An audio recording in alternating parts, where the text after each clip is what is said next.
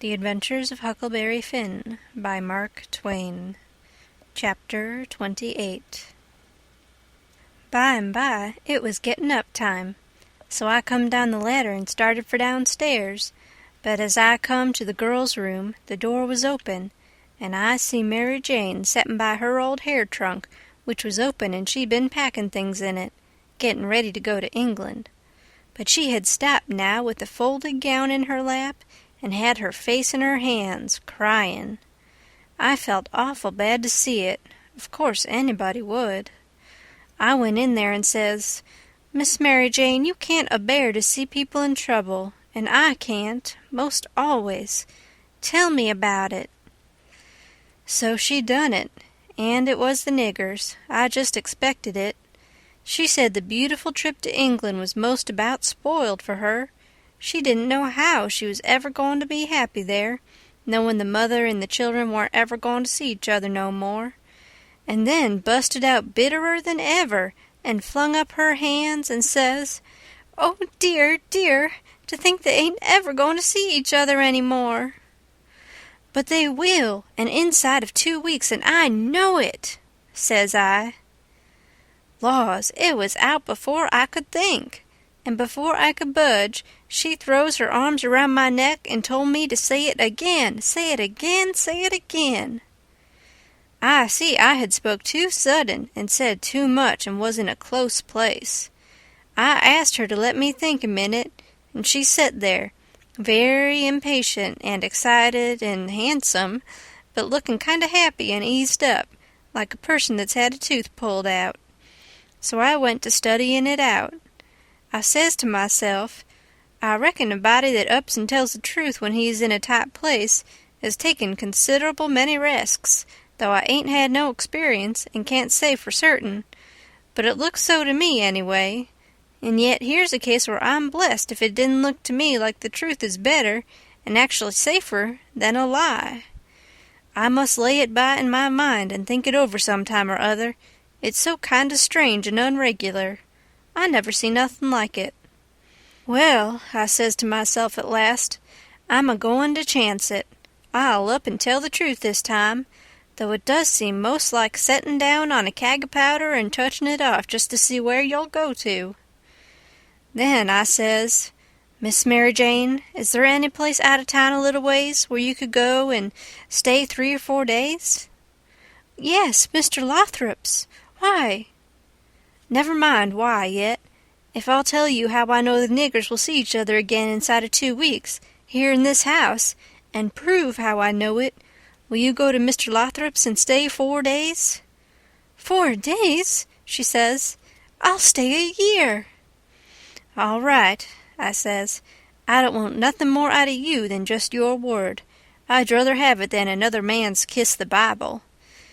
She smiled and reddened up very sweet, and I says, "If you don't mind it, I'll shut the door, and bolt it." Then I come back and set down and says, "Don't you holler. Just set still and take it like a man.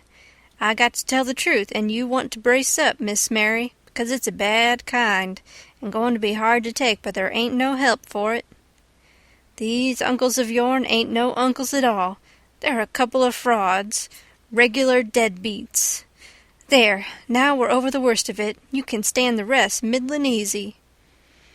It jolted her up like everything, of course, but I was over the shoal water now, so I went right along, her eyes a-blazin' higher and higher all the time, and told her every blame thing, from where we first struck that young fool going up to the steamboat, clear through to where she flung herself on to the king's breast at the front door, and he kissed her 16 or 17 times.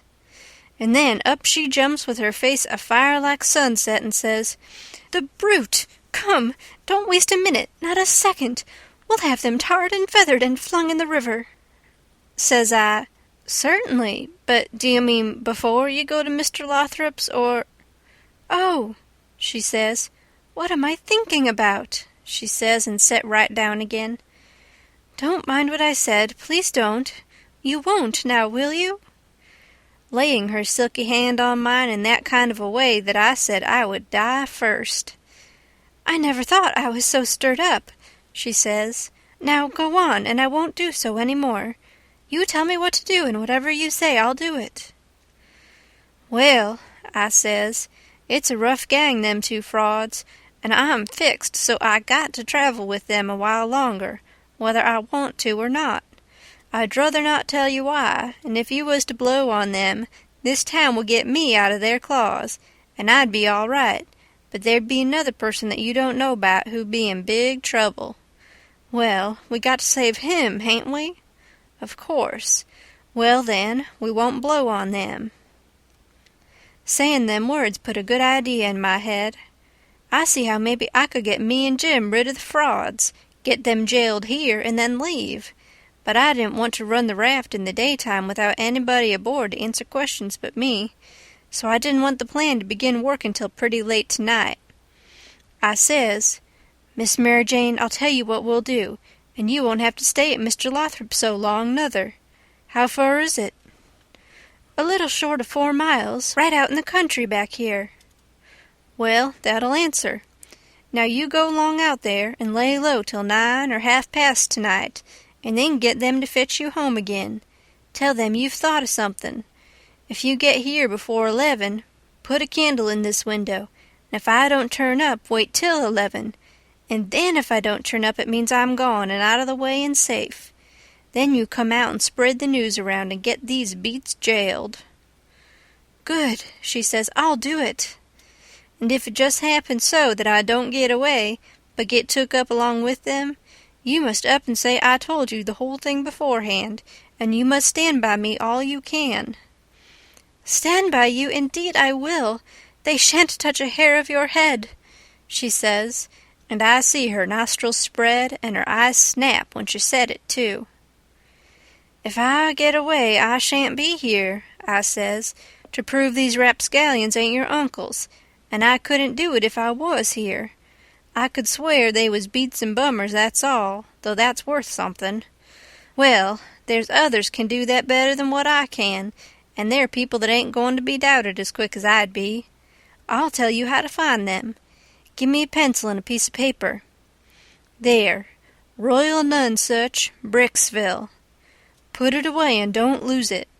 When the court wants to find out something about these two, let them send up to Bricksville and say they've got the men that played the Royal Nonsuch, and ask for some witnesses. Why, you'll have that entire town down here before you can hardly wink, Miss Mary, and they'll come a-bilin', too." I judged we had got everything fixed about right now, so I says, "Just let the auction go right along and don't worry. Nobody don't have to pay for the things they buy till a whole day after the auction, on accounts of the short notice, and they ain't going out of this till they get that money, and the way we fixed it, the sale ain't going to count, and they ain't going to get no money. It's just like the way it was with the niggers. It warn't no sale, and the niggers will be back before long. Why, they can't collect the money for the niggers yet. They're in the worst kind of a fix, Miss Mary." "Well," she says, "I'll run down to breakfast now, and then I'll start straight for Mr. Lothrop's." "'Deed, that ain't the ticket, Miss Mary Jane," I says. "By no manner of means. Go before breakfast." "Why? What did you reckon I wanted you to go at all for, Miss Mary?" "Well, I never thought, and come to think I don't know. What was it?" "Why, it's because you ain't one of these leather-faced people. I don't want no better book than what your face is. A body can sit down and read it off like coarse print. Do you reckon you can go and face your uncles when they come to kiss you good morning and never—" There, don't. "Yes, I'll go before breakfast. I'll be glad to. And leave my sisters with them?" "Yes, never mind about them. They've got to stand it yet a while. They might suspicion something if all of you was to go. I don't want you to see them, nor your sisters, nor nobody in this town. If a neighbor was to ask how was your uncles this morning, your face would tell something. No, you go right along, Miss Mary Jane, and I'll fix it with all of them. I'll tell Miss Susan to give your love to your uncles and say you've went away for a few hours to get a little rest and change, or to see a friend, and you'll be back tonight or early in the morning." "Gone to see a friend is all right, but I won't have my love given to them." Well, then, it shan't be. It was well enough to tell her so, no harm in it.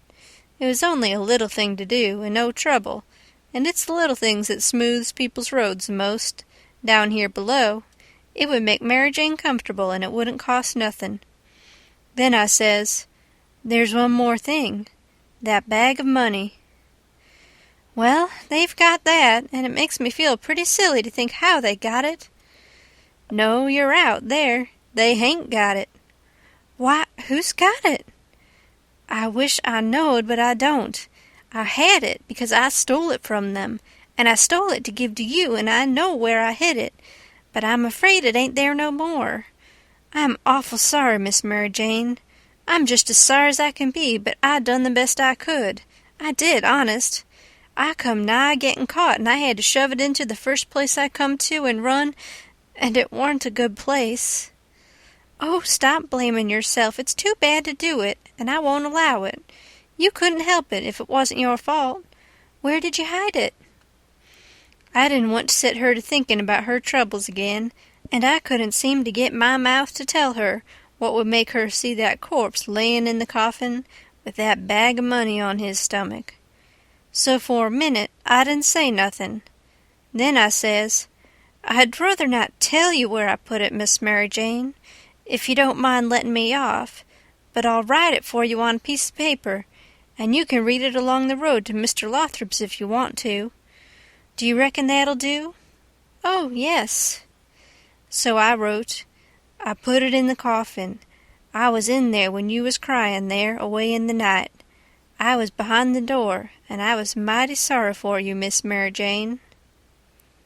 It made my eyes water a little to remember her crying there all by herself in the night, and them devils layin' there right under her own roof, shaming her and robbing her, and when I folded it up and give it to her, I see the water come into her eyes too, and she shook me by the hand hard, and says, Goodbye.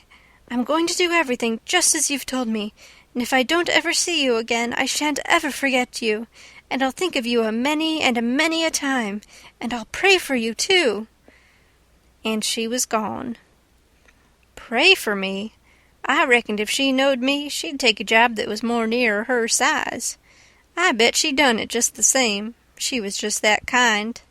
She had the grit to pray for Judas if she took the notion. There warn't no back down to her, I judge. You may say what you want to, but in my opinion, she had more sand in her than any girl I ever see. In my opinion, she was just full of sand. It sounds like flattery, but it ain't no flattery. And when it comes to beauty, and goodness too, she lays over them all. I hain't ever seen her since that time that I see her go out of that door. No, I hain't ever seen her since. But I reckon I've thought of her a many a million times, and of her saying she would pray for me. And if ever I'd 'a' thought it would do any good for me to pray for her, blamed if I wouldn't 'a' done it or bust. Well, Mary Jane, she lit out the back way, I reckon, because nobody see her go. When I struck Susan in the hare lip, I says, What's the name of them people over on the other side of the river that y'all goes to see sometimes? They says, There's several, but the Proctors mainly. That's the name, I says. I most forgot it. Well, Miss Mary Jane, she told me to tell you she's gone over there in a dreadful hurry. One of them's sick. Which one? I don't know, leastways I kinder forget, but I think it's... Sakes alive, I hope it ain't Hanner. I'm sorry to say it, I says, but Hanner's the very one. My goodness! And she's so well only last week. Is she took bad? It ain't no name for it. They set up with her all night, Miss Mary Jane said, and they don't think she'll last many hours. Only think of that! Now! What's the matter with her? I couldn't think of anything reasonable right off that way, so I says, Mumps. Mumps your granny. They don't set up with people that's got the mumps. They don't they? You better bet they do with these mumps. These mumps is different. It's a new kind, Miss Mary Jane said. How's it a new kind? Because it's mixed up with other things. What other things? Well, measles and whooping cough and erysipelas and consumption and yaller janders and brain fever and I don't know what all. My land! And they call it the mumps? That's what Miss Mary Jane said. Well, what in the nation do they call it the mumps for? Why, because it is the mumps. That's what it starts with. Well, there ain't no sense in it. A body might stump his toe and take poison and fall down the well and break his neck and bust his brains out, and somebody come along and ask what killed him, and some numbskull up and say, "Why, he stumped his toe." Would there be any sense in that? No. And there ain't no sense in this, nuther. Is it ketchin'? Is it ketchin'? Why, how you talk. Is a harrow ketchin' in the dark? If you don't hitch onto one tooth, you're bound to on another, ain't you? And you can't get away with that tooth without fetching the whole harrow along, can you? Well, these kind of mumps is a kind of a harrow, as you may say, and it ain't no slouch of a harrow, nuther. You come to get it hitched on good. Well, it's awful, I think, said the harelip. I'll go to Uncle Harvey, Aunt. Oh, yes, I says. I would. Of course I would. I wouldn't lose no time. Well, why wouldn't you? Just look at it a minute and maybe you can see. Ain't your uncles obleeged to get along home to England as fast as they can? And do you reckon they'd be mean enough to go off and leave you to go all that journey by yourselves? You know they'll wait for you. So fur, so good. Your Uncle Harvey's a preacher, ain't he? Very well, then. Is a preacher going to deceive a steamboat clerk?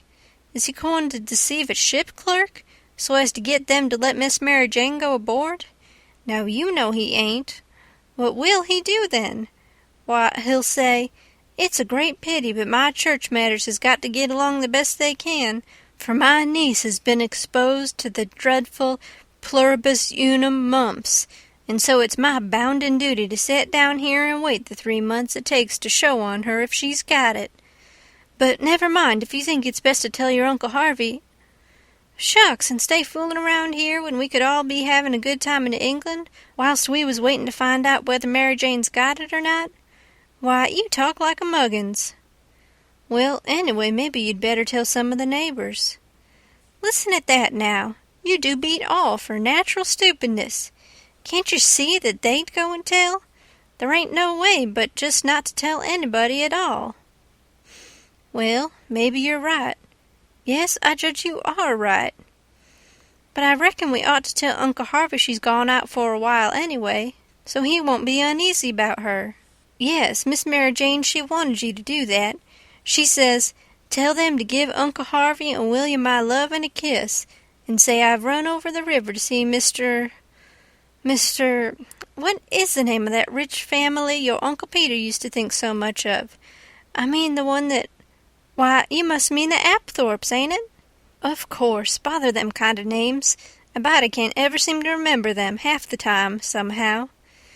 Yes, she said, say she is run over to ask the Apthorpes to be sure and come to the auction and buy this house, because she allowed her Uncle Peter would rather they had it than anybody else, and she's going to stick to them till they say they'll come, and then, if she ain't too tired, she's coming home, and if she is, she'll be home in the morning anyway. She said don't say nothing about the Proctors, but only about the Apthorpes, which'll be perfectly true because she is going there to speak about their buying the house. I know it because she told me so herself." "All right," they said, and cleared out to lay for their uncles and give them the love and the kisses and tell them the message. Everything was all right now. The girls wouldn't say nothing because they wanted to go to England, and the king and the duke would rather Mary Jane was off working for the auction than around in reach of Dr. Robinson. I felt very good. I judged I had done it pretty neat. I reckon Tom Sawyer couldn't have done it no neater himself. Of course, he would have throwed more style into it, but I can't do that very handy, not being brung up to it. Well, they held the auction in the public square along towards the end of the afternoon, and it strung along, and the old man, he was on hand, and looking his level poisonest, up there alongside of the auctioneer, and chipping in a little scripture now and then, or a little goody-goody saying of some kind, and the duke, He was around goo-gooing for sympathy, all he knowed how, and just spreading himself generally. But by and by the thing dragged through and everything was sold, everything but a little old trifling lot in the graveyard. So they'd got to work that off. I never see such a graft as the king was for wanting to swallow everything. Well, whilst they was at it, a steamboat landed, and in about 2 minutes up comes a crowd a-whooping and yelling and laughing and carrying on and singing out, "Here's your opposition line. Here's your 2 sets of heirs to old Peter Wilkes, and you pays your money and you takes your choice." End of Chapter 28. Chapter 29. They was fetching a very nice-looking old gentleman along, and a nice-looking younger one, with his right arm in a sling. And, my souls, how the people yelled and laughed and kept it up. But I didn't see no joke about it, and I judged it would strain the Duke and the King some to see any. I reckoned they'd turn pale. But no, nary a pale did they turn. The Duke, he never let on he suspicioned what was up, but just went a-goo-gooing around, happy and satisfied, like a jug that's googling out buttermilk. And as for the King, he just gazed and gazed down sorrowful on them newcomers, like it give him the stomach-ache in his very heart to think there could be such frauds and rascals in the world. Oh, he done it admirable. Lots of the principal people gathered round the king to let him see they was on his side.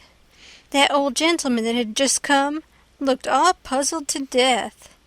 Pretty soon he begun to speak, and I see straight off he pronounced like an Englishman, not the king's way, though the king's was pretty good for an imitation. I can't give the old gent's words, nor I can't imitate him, but he turned around to the crowd and says about like this, "This is a surprise to me which I wasn't looking for, and I'll acknowledge, candid and frank, I ain't very well fixed to meet it and answer it, for my brother and me has had misfortunes. He's broke his arm, and our baggage got put off at a town above here last night, in the night by a mistake. I am Peter Wilkes's brother Harvey, and this is his brother William, which can't hear nor speak, and can't even make signs to amount to much, now he's only got one hand to work them with. We are who we say we are, and in a day or two, when I get the baggage, I can prove it. But up till then I won't say nothing more, but go to the hotel and wait." So him and the new dummy started off, and the king he laughs and blethers out, "Broke his arm? Very likely, ain't it? And very convenient, too, for a fraud that's got to make signs and ain't learnt how. Lost their baggage? That's mighty good, and mighty ingenious, under the circumstances." So he laughed again, and so did everybody else except 3 or 4, or maybe half a dozen. One of these was that doctor. Another one was a sharp-looking gentleman with a carpet-bag of the old-fashioned kind, made out of carpet stuff, that had just come off of the steamboat and was talking to him in a low voice and glancing towards the king now and then, and nodding their heads. It was Levi Bell, the lawyer that was gone up to Louisville, and another one was a big, rough husky that come along and listened to all the old gentleman said, and was listening to the king now. And when the king got done, this husky up and says, "Say, look-a-here, if you are Harvey Wilkes, when'd you come to this town?" "The day before the funeral, friend," says the king. "But what time o' day?" "In the evening, 'bout an hour or 2 before sundown." "How'd you come?" "I come down on the Susan Powell from Cincinnati." "Well, then, how'd you come to be up at the point in the morning in a canoe?" "I warn't up at the point in the morning." "It's a lie." Several of them jumped for him and begged him not to talk that way to an old man and a preacher. "Preacher be hanged, he's a fraud and a liar. He was up at the point that morning. I live up there, don't I? Well, I was up there, and he was up there. I see him there. He come in a canoe along with Tim Collins and a boy." The doctor, he up and says, Would you know the boy again if you was to see him, Hines?" "I reckon I would, but I don't know." "Why, yonder he is now. I know him perfectly easy." It was me he pointed at. The doctor says, "Neighbors, I don't know whether the new couple is frauds or not, but if these two ain't frauds, I am an idiot, that's all. I think it's our duty to see that they don't get away from here till we've looked into this thing. Come along, Hines. Come along, the rest of you. We'll take these fellows to the tavern and affront them with the other couple, and I reckon we'll find out something before we get through." It was nuts for the crowd, though maybe not for the king's friends, so we all started. It was about sundown. The doctor, he led me along by the hand and was plenty kind enough, but he never let go my hand. We all got in a big room in the hotel and lit up some candles and fetched in the new couple. First, the doctor says, "I don't wish to be hard on these two men, but I think they're frauds, and they may have complices that we don't know nothing about. If they have, won't the complices get away with that bag of gold Peter Wilkes left? It ain't unlikely. If these men ain't frauds, they won't object to sending for that money and letting us keep it till they prove they're all right. Ain't that so?" Everybody agreed to that. So I judged they had our gang in a pretty tight place right at the outstart. But the king, he only looked sorrowful and says, "Gentlemen, I wish the money was there, for I ain't got no disposition to throw anything in the way of a fair, open, out-and-out investigation of this miserable business. But alas, the money ain't there. You can send and see if you want to." "Where is it, then?" "Well, when my niece give it to me to keep for her, I took and hid it inside the straw tick of my bed, not wishing to bank it for the few days we'd be here. And considering the bed a safe place, we not being used to niggers and supposing 'em honest like servants in England. The niggers stole it the very next morning after I had went downstairs, and when I sold 'em I hadn't missed the money yet, so they got clean away with it. My servant here can tell you about it, gentlemen." The doctor and several said, "Shucks," and I see nobody didn't altogether believe him. One man asked me if I see the niggers steal it. I said no, but I see them sneaking out of the room and hustling away, and I never thought nothing, only I reckon they was afraid they had waked up my master and was trying to get away before he made trouble with them. That was all they asked me. Then the doctor whirls on me and says, "Are you English too?" I says yes, and him and some others laughed and said, "Stuff!" Well, then they sailed in on the general investigation, and there we had it, up and down, hour in, hour out, and nobody never said a word about supper, nor ever seemed to think about it. And so they kept it up and kept it up, and it was the worst mixed-up thing you ever see.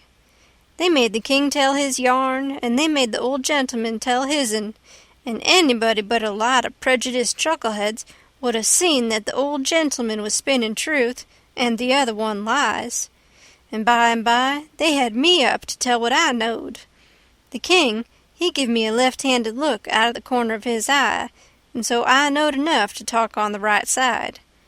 I begun to tell about Sheffield and how we lived there, and all about the English Wilkses and so on.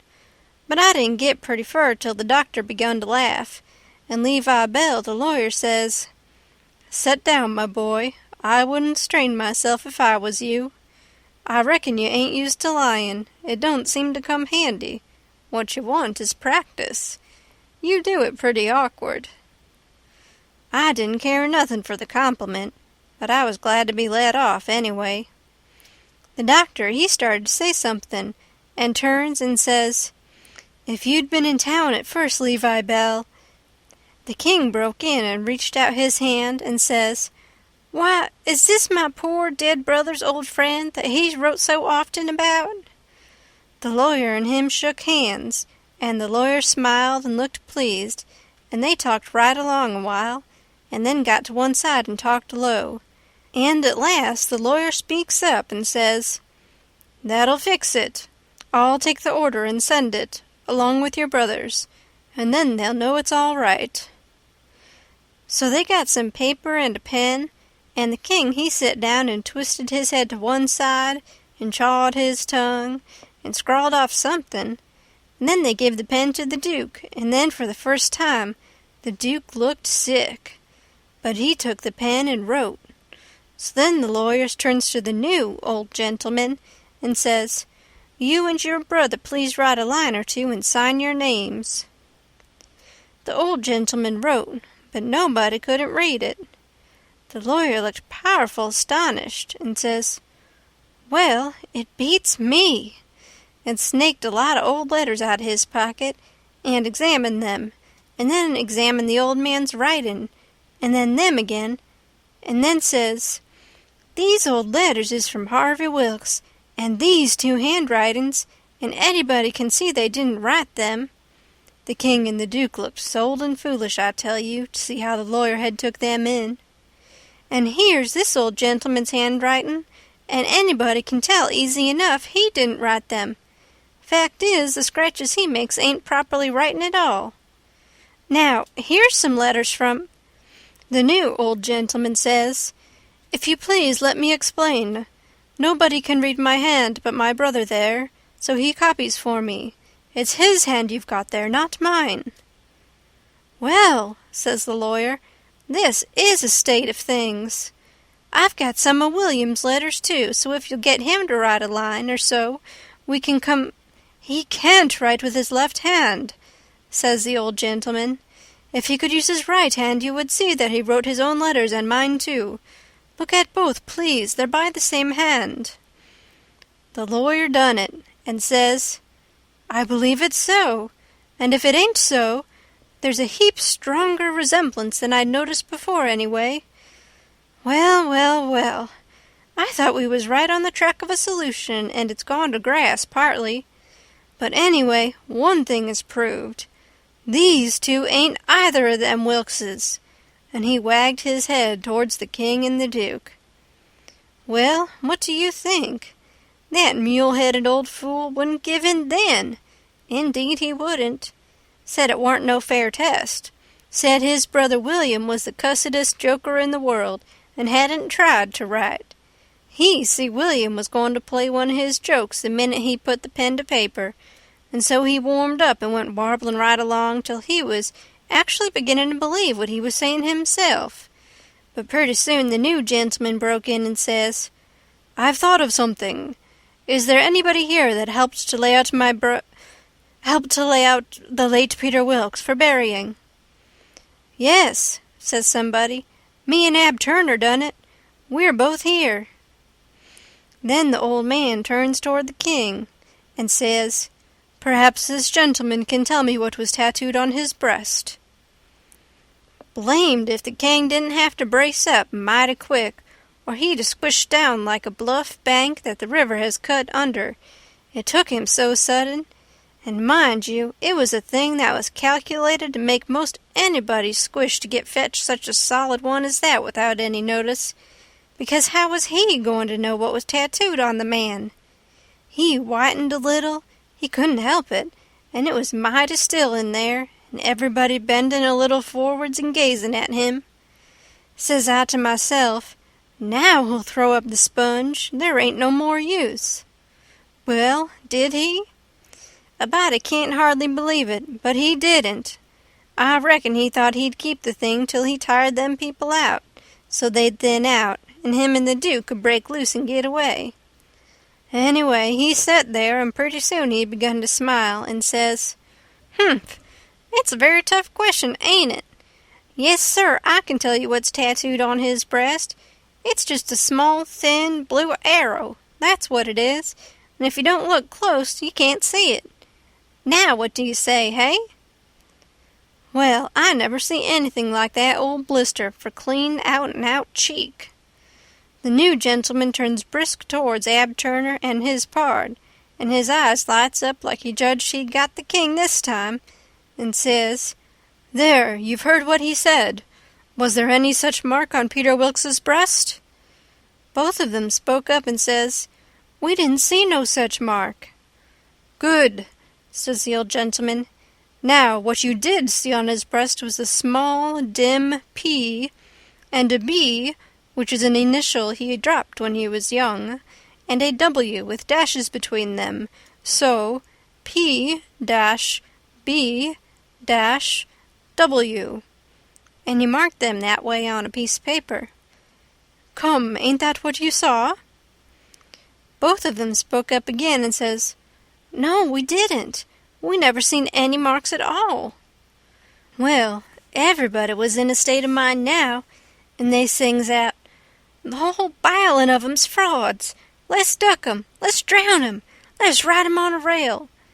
And everybody was whooping at once, and there was a rattlin' powwow. But the lawyer, he jumps on the table and yells and says, "Gentlemen, gentlemen, hear me just a word, just a single word, if you please. There's one way yet. Let's go and dig up the corpse and look." That took them. "Hooray!" they all shouted, and was starting right off, but the lawyer and the doctor sung out, hold on, collar all these 4 men and the boy, and fetch them along too." "We'll do it," they all shouted, "and if we don't find them marks, we'll lynch the whole gang." I was scared now, I tell you, but there weren't no getting away, you know. They gripped us all and marched us right along, straight for the graveyard, which was 1.5 miles down the river, and the whole town at our heels, for we made noise enough, and it was only 9 in the evening. As we went by our house, I wished I hadn't sent Mary Jane out of town, because now if I could tip her the wink, she'd light out and save me and blow on our deadbeats. Well, we swarmed along down the river road, just carrying on like wildcats, and to make it more scary, the sky was darking up, and the lightning beginning to wink and flitter, and the wind to shiver amongst the leaves. This was the most awful trouble, and most dangersome I ever was in, and I was kinder stunned. Everything was going so different from what I had allowed for, 'stead of being fixed so I could take my own time if I wanted to, and see all the fun, and have Mary Jane at my back to save me and set me free when the close fit come. Here was nothing in the world betwixt me and sudden death but just them tattoo marks. If they didn't find them, I couldn't bear to think about it. And yet, somehow, I couldn't think about nothing else. It got darker and darker, and it was a beautiful time to give the crowd the slip, but that big husky had me by the wrist, Hines, and a body might as well try to give Gollier the slip. He dragged me right along, he was so excited, and I had to run to keep up. When they got there, they swarmed into the graveyard and washed over it like an overflow. And when they got to the grave, they found they had about 100 times as many shovels as they wanted, but nobody hadn't thought to fetch a lantern.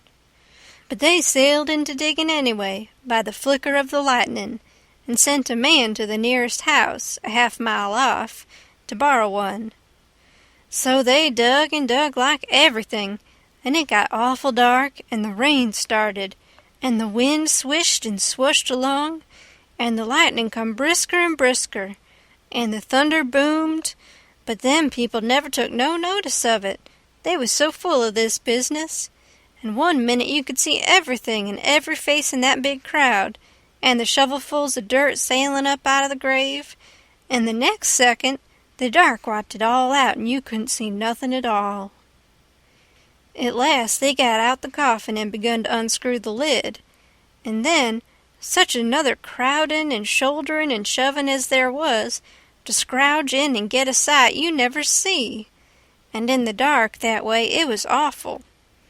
Hines, he hurt my wrist dreadful pulling and tugging so, and I reckon he clean forgot I was in the world, he was so excited and panting. All of a sudden the lightning let go a perfect sluice of white glare, and somebody sings out, "By the living Jingo, here's the bag of gold on his breast!" Hines let out a whoop like everybody else, and dropped my wrist and give a big surge to bust his way in and get a look, And the way I lit out and shinned for the road in the dark, there ain't nobody can tell. I had the road all to myself, and I fairly flew. Leastways I had it all to myself except the solid dark, and the now and then glares, and the buzzing of the rain, and the thrashing of the wind, and the splitting of the thunder, and sure as you are born, I did clip it along. When I struck the town, I see there warn't nobody out in the storm, so I never hunted for no back streets, but humped it straight through the main one, and when I begun to get towards our house, I aimed my eye and set it. No light there, the house all dark, which made me feel sorry and disappointed. I didn't know why. But at last, just as I was sailing by, flash comes the light in Mary Jane's window, and my heart swelled up sudden, like to bust, and the same second the house was all behind me in the dark, and wasn't ever going to be before me no more in this world.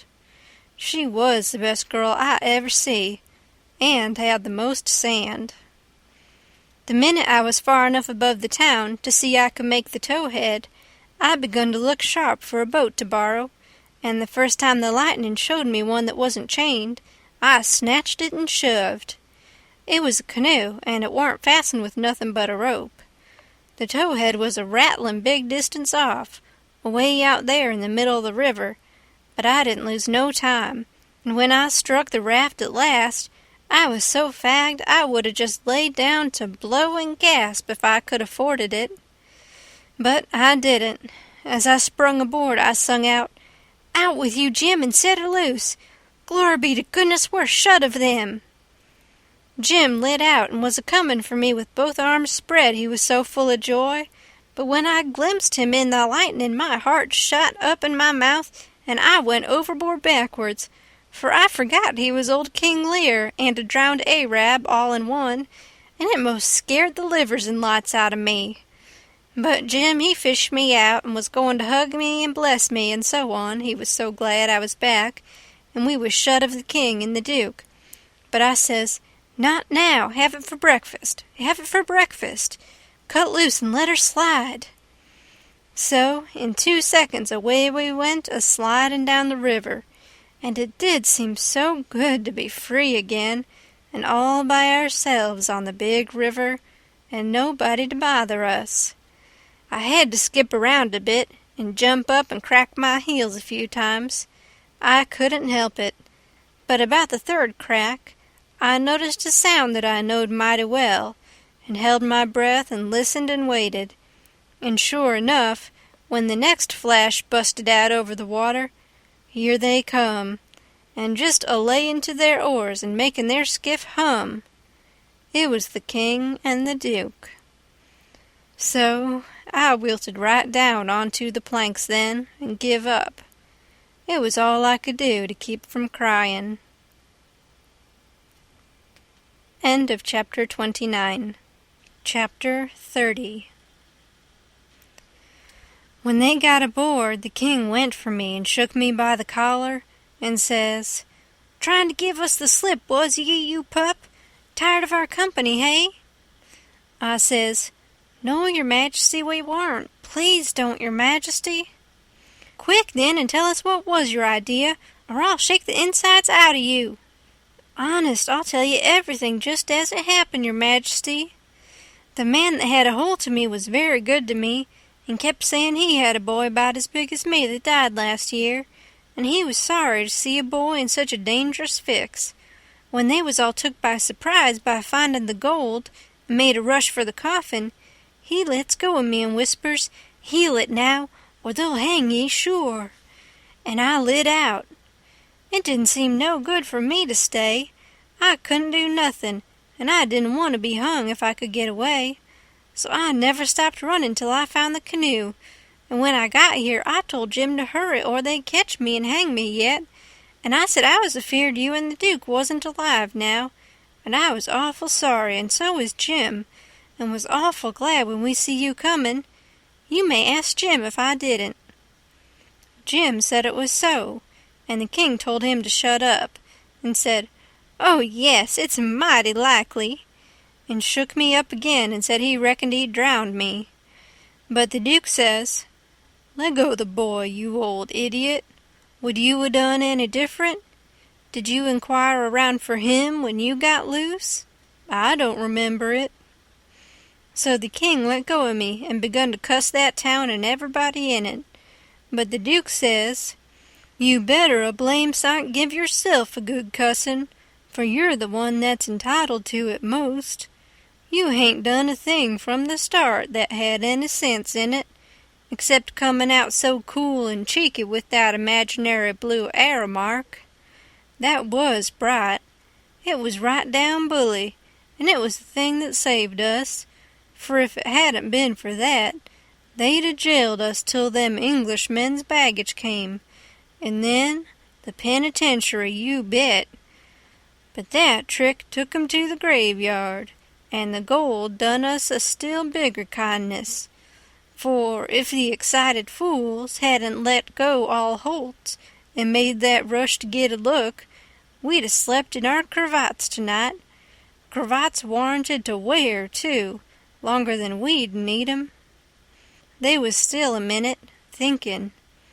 Then the king says, kind of absent-minded like, "Humph!